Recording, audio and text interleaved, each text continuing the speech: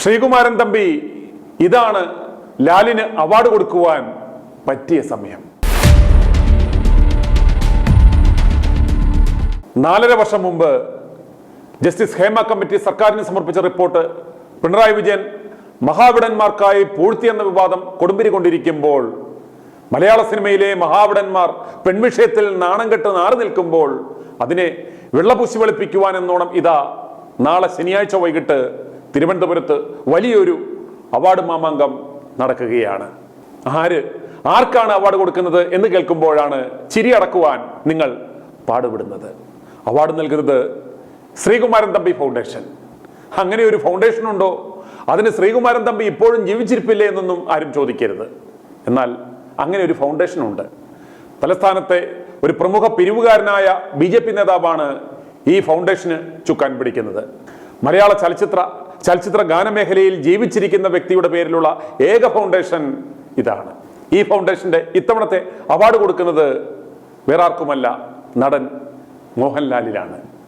ശ്രീകുമാരൻ തമ്പിയെ അടുത്തറിയാവുന്നവർക്കറിയാം.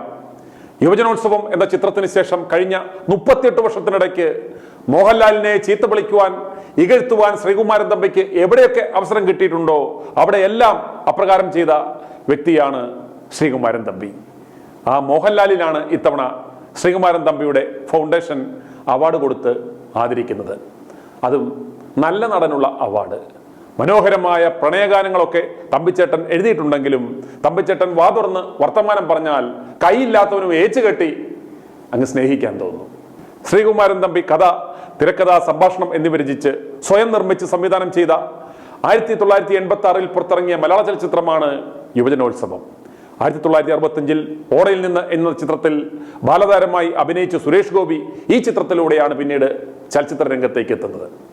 ശ്രീകുമാരൻ തമ്പിയുടെ പേരിൽ ഫൗണ്ടേഷൻ ഉണ്ടാക്കി അതുകൊണ്ട് ഇദ്ദേഹത്തെ മാർക്കറ്റ് ചെയ്ത് കാശുണ്ടാക്കാനുള്ള ഒരു വലിയ കർമ്മപരിപാടി മാത്രമാണ് ഇതെന്നാണ് ഞങ്ങൾക്ക് മനസ്സിലാക്കുവാൻ സാധിച്ചിട്ടുള്ളത്.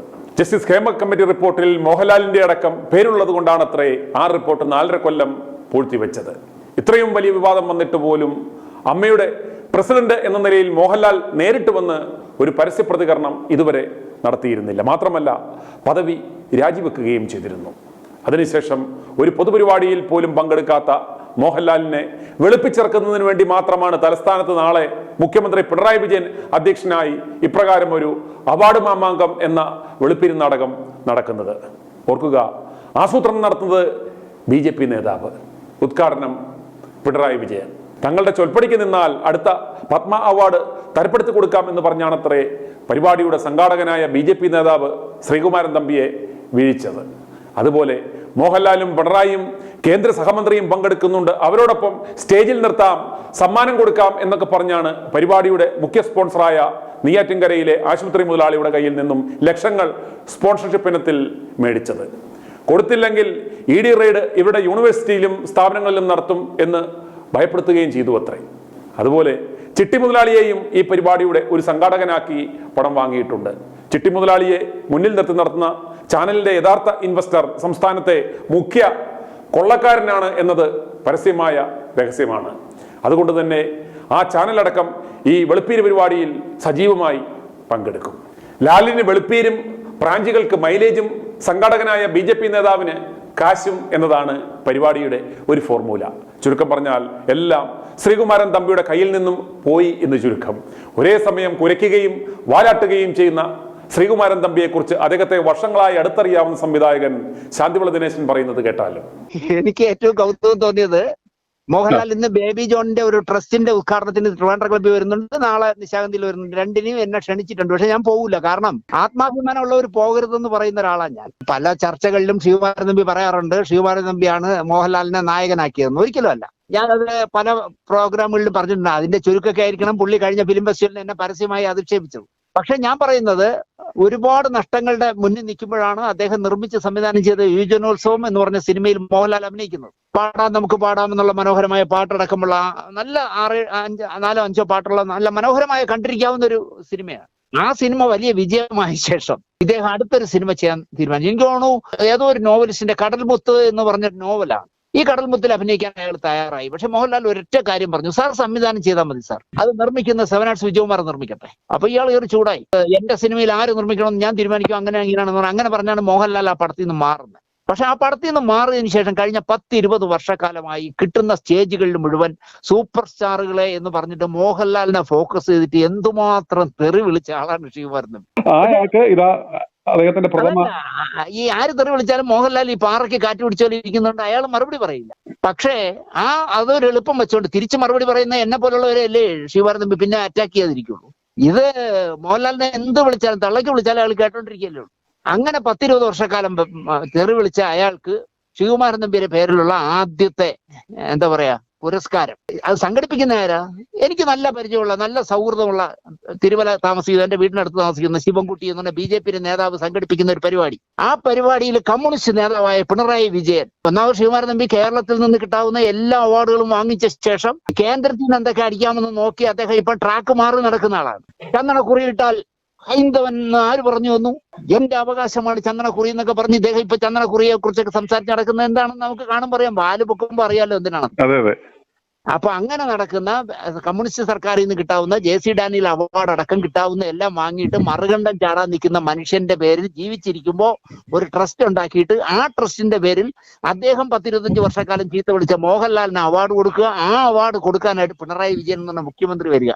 നിങ്ങൾ ആലോചിച്ച് നോക്കിയാൽ രാഷ്ട്രീയക്കാർ തമ്മിൽ പുറംചൊറിയൂ എന്നൊക്കെ നമ്മൾ പറയുന്നത് ശരിയാണെന്ന് നമുക്ക് പലപ്പോൾ തോന്നിപ്പോകും. അതുകൊണ്ട് തന്നെ എനിക്കിത് കാണുമ്പോൾ പരിഹാസ്യമാണ് തോന്നുന്നത്. എന്ന് മാത്രമല്ല, നിങ്ങൾ ആലോചിച്ച് നോക്കും, ഇപ്പോ ഇവിടെ ഹേമ കമ്മിറ്റി റിപ്പോർട്ടിന്റെ വെളിച്ചത്തിൽ ഒരുപാട് വിവാദങ്ങൾ നടന്നുകൊണ്ടിരിക്കുമ്പോൾ അമ്മ എന്ന് പറഞ്ഞ സംഘടനയുടെ ചെയർമാനായിരുന്ന മനുഷ്യൻ സ്വയം രാജിവെച്ച് പുറത്തുപോയി. അങ്ങനെ നിൽക്കുന്ന ഒരു അവസരത്തിൽ അദ്ദേഹത്തിന് അവാർഡ് കൊടുക്കാൻ ഇദ്ദേഹത്തിന് യാതൊരു ചളിപ്പുമില്ല എന്നതാണ്. എന്നിട്ട് പത്രസമ്മേളനത്തിലൊക്കെ വന്നിരുന്നിട്ട് ഞാൻ മറ്റേ ഡബ്ബിംഗ് ആർട്ടിസ്റ്റ് നേതാവിനെ അനാവശ്യം പറഞ്ഞ അശാന്തിയുള്ള ദിനേശനെ ഞാൻ അറസ്റ്റ് ചെയ്തില്ല എന്നൊക്കെ വാചം അടിക്കുകയും ചെയ്യും. എന്നാൽ ഇതേപോലുള്ളവരുടെ കൂടെ കൂട്ടിയിരിക്കുകയും ചെയ്യും. അതാണ് ഒരേ സമയം കുരയ്ക്കുകയും വാലാട്ടുകയും ചെയ്യും.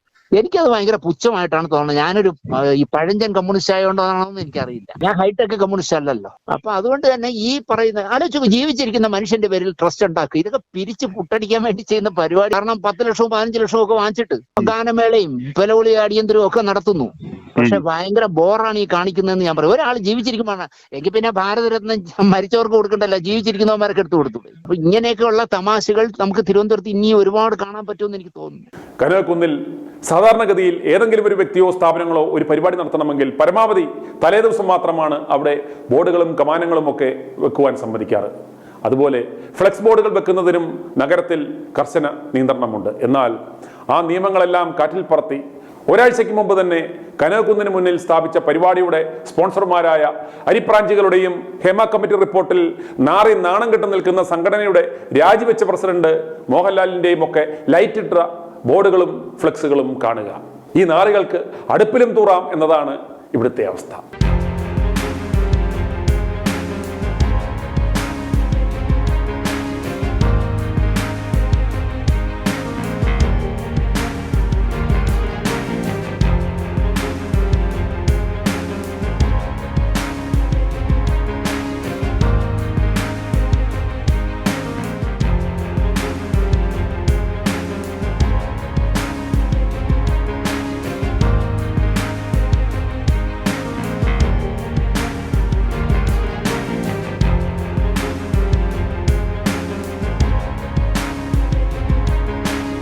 വയനാട് ദുരന്ത ബാധിതരുടെ ദുരിതങ്ങളെല്ലാം സിനിമാ മേഖലയിലെ മഹാവിടന്മാരുടെ വ്യഭിചാര കഥകളിൽ മുക്കി ഒടുവിൽ നാളെ ആ അഭിനയ തൊഴിലാളിക്ക് അതേ മേഖലയിലുള്ള മറ്റൊരു തൊഴിലാളി അവാർഡ് കൊടുത്ത് ആദരിക്കുന്നു.